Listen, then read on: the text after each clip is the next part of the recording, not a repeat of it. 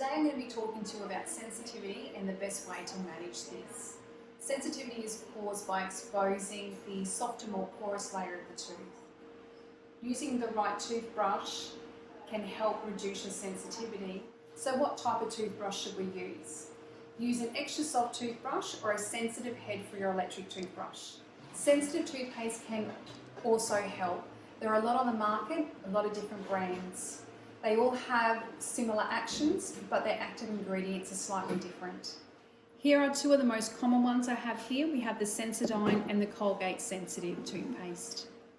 How do we use the sensitive toothpaste? You can either use it like a normal toothpaste, or you can put a small pea-sized amount onto your fingertip and rub it into the sensitive area.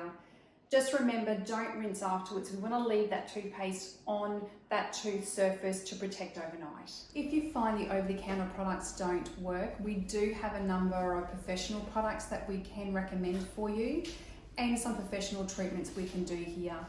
So please, if you have a sensitive area that gets worse and the sensitive toothpaste is not working, please contact here so myself or one of the dentists can see you to ensure there's not a bigger problem.